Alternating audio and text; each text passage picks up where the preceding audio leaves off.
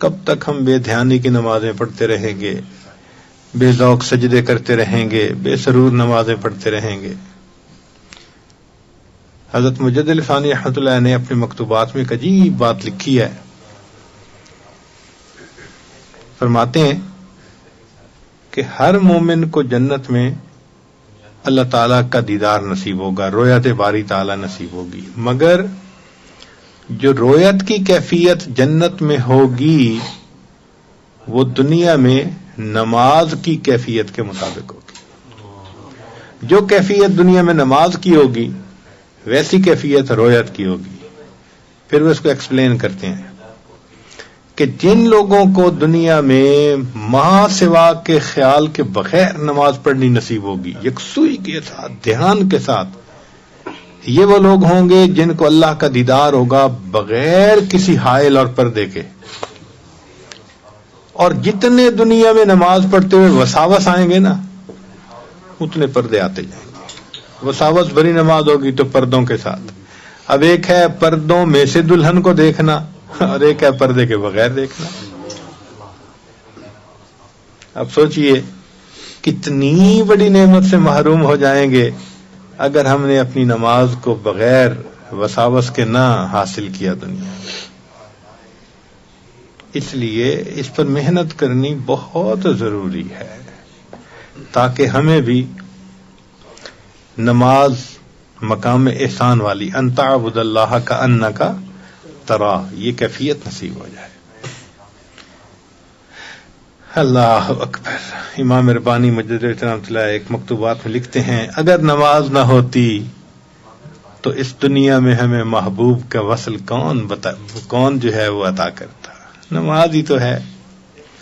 دنیا میں محبوب کے وصل کی ایک کیفیت ہو جاتی ہے، سامنے کھڑے ہیں.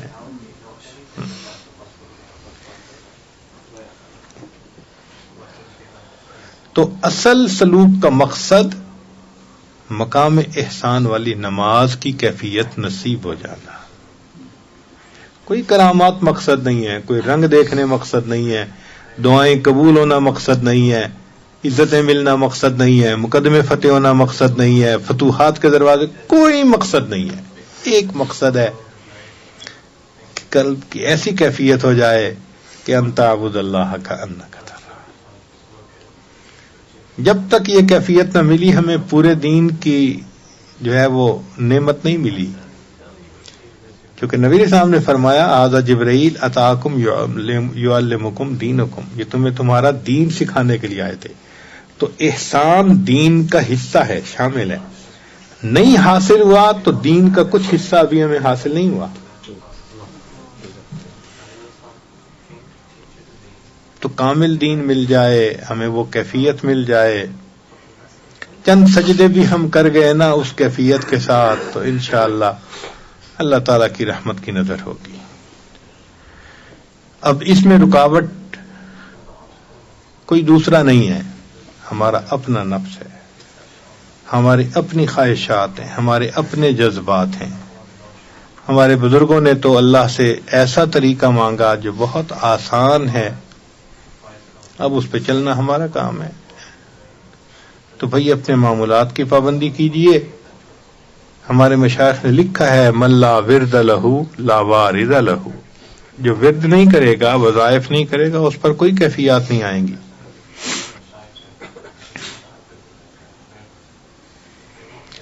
حضرت سید واسع شاہ رحمۃ اللہ علیہ ایک مرتبہ فرمانے لگے کہ ہمیں پتہ چل جاتا ہے کہ کون بندہ ذکر کرتا ہے کون نہیں کرتا. تو ہم ذہن میں سوچنے لگے کشف ہوتا ہوگا، مگر وہ بڑے صاحب کشف تھے، فوراً کہنے لگے یہ کشف نہیں ہوتا. تو میں نے کہا جی.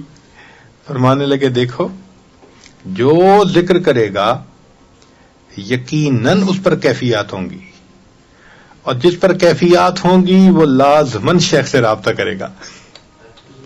وہ ڈھونڈے گا چاہے دنیا کے دوسرے کونے پہ ہے، اس کو تو پوچھنا ہے نا.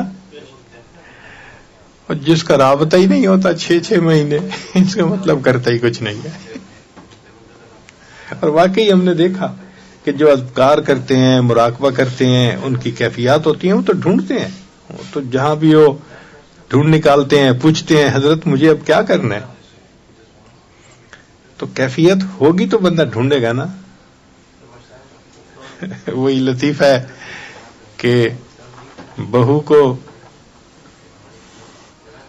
امید تھی تو ولادت کے دن قریب تھے، تو وہ ساس کو کہنے لگی کہ اچھا اب میں سو رہی ہوں تو اگر ولادت کا مسئلہ قریب آئے تو مجھے جگا دینا.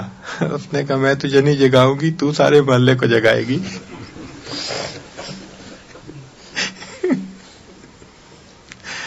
تو جس کی ولادت ہونی ہوتی ہے اس کو کوئی نہیں جگاتا، وہ سب کو جگاتی ہے.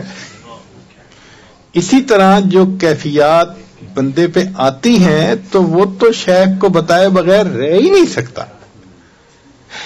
چاہے میسج کرے، چاہے خط لکھے، چاہے کسی طرح پہنچے، وہ پہنچ ہی کے رہے گا. اور جس کو رابطہ ہی نہیں، 4 مہینے 6 مہینے 1 سال، اس کا مطلب یہ کہ ورد وظیفہ کوئی نہیں ہو رہا. سمپل سی بات ہے. تو اس لیے ہمارے اس کام میں رکاوٹ ہماری اپنی سستی ہے. اب یہ ذہن میں بٹھا لیجئے کہ ہم نے ذکر کی کثرت کرنی ہے اور سنت کی اتباع کرنی ہے، اور جو کیفیات ہوں پھر ان کو شیخ سے پوچھنا ہے. راستہ بڑا سیدھا سیدھا ہے. اللہ تعالی ہمیں اپنی محبت عطا فرمائے. یہ نسبت قیامت تک چلتی رہے گی، یہ نسبت قیامت تک چلتی رہے گی. ہر دور اور ہر زمانے میں اللہ تعالیٰ اس نسبت کو پھیلانے کا بھی کام لیں گے، اور نسبت کے طلبگار بھی ہر دور اور ہر زمانے میں رہیں گے. دنیا میں لوگ ہیں آج بھی یکسوئی کے ساتھ لگے ہوئے ہیں. ہمارے بعض لوگ جب اپنے حال احوال سناتے ہیں تو دل کو خوشی ہوتی ہے. اب یہی رمضان گزرا تو کسی نے مشکل سے 1 ختم کیا ہوگا، کسی نے 2 ختم کیے ہوں گے. ایک نوجوان نے خط لکھا، حضرت الحمدللہ اس رمضان میں 30 مرتبہ قرآن پاک پڑھنے کی توفیق ملی. روزے ختم. سبحان اللہ. ہم سمجھتے ہیں کہ آدھا گھنٹہ مراقبہ بڑی چیز ہوتی ہے. الحمدللہ کسی نے مجھے میسج میں بتایا کہ آج کل 4 گھنٹے روزانہ مراقبہ کرنے کا میرا معمول ہے ڈیلی.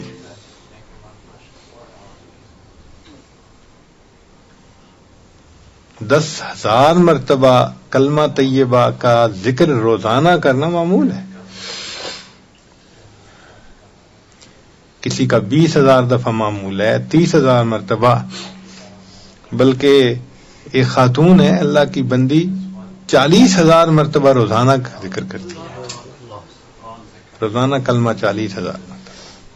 جو کرنے والے ہیں وہ کرتے ہیں، اپنے اوقات کو دین میں لگاتے ہیں. ایک عالمہ نے مجھے میسج کیا، آج چھٹی کا دن تھا، الحمدللہ میں فجر کے بعد مراقبے میں بیٹھی، ظہر کی نماز کے وقت میں اٹھی. تو فجر سے ظہر تک مراقبہ کرنے والے اس وقت بھی لوگ موجود ہیں. یہ نہیں ہے کہ بھئی ہم اگر نہیں کرتے تو سارے ہی نہیں کرتے. کرنے والے ہیں اللہ کے عاشق ہر دور اور ہر زمانے میں. تو بھئی ہمیں بھی چاہیے کہ ہم آگے بڑھیں، اعمال کریں اور اللہ سے اللہ کی محبت مانگیں. اللہ تعالی ہمیں یہ نعمت عطا فرما دے. میری فریاد سن لے میرے مولا، بنا لے اپنا بندہ دل بدل دے.